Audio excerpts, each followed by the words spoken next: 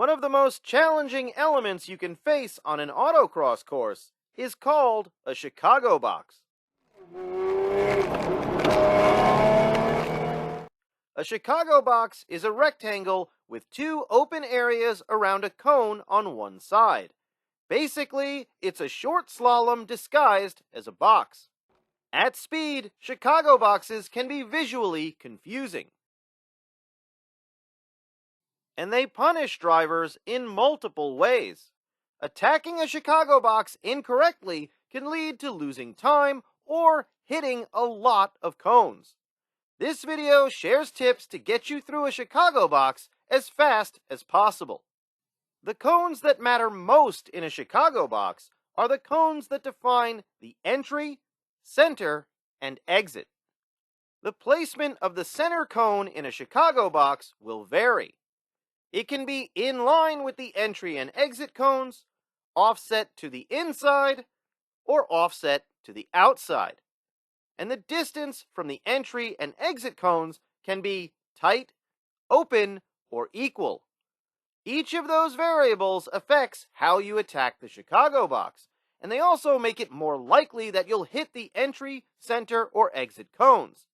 In a Chicago box, you want to run a smooth line that requires the least amount of steering input.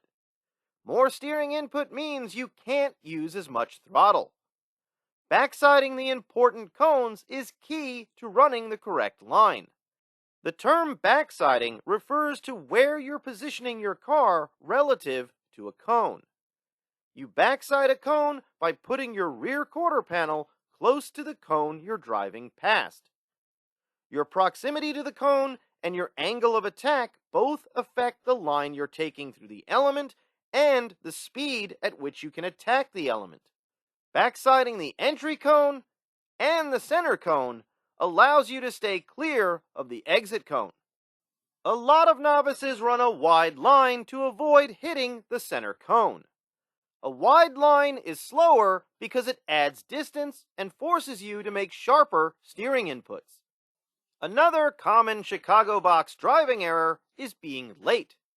If you're late turning past the entry cone, you have to make a sharper, slower turn to backside the center cone and get out of the Chicago box without hitting the exit cone. If you're really late turning past the entry cone, you'll be late on the center cone, and your line could send you right into the exit cone. And because there's a wall of cones, you might end up with more than just a +1. Properly attacking the Chicago box entry cone is crucial. Part of a correct attack strategy is setting your entry speed. Entering too fast can lead to being late, understeering, or hitting exit cones.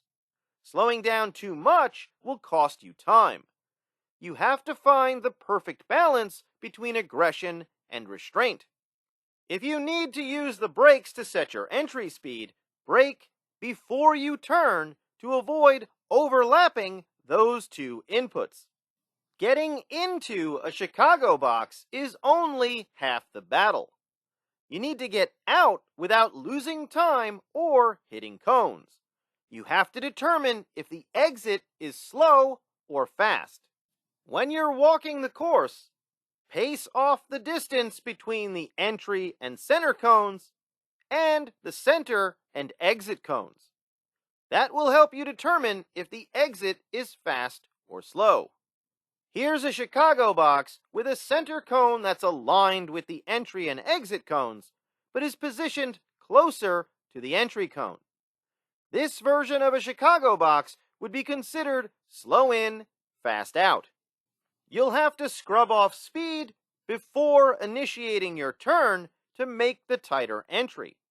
But the wider exit allows you to roll on the throttle as soon as you're around the center cone. Just remember that getting on the gas too hard can cause your Mustang to go sideways and hit exit cones. If the exit is tighter than the entry, that doesn't necessarily mean the Chicago box is fast in, slow out.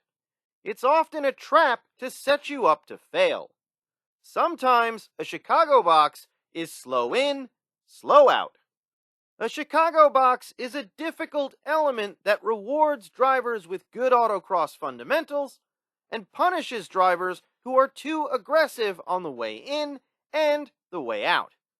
If your next autocross event features a Chicago box, the tips in this video will help you find speed.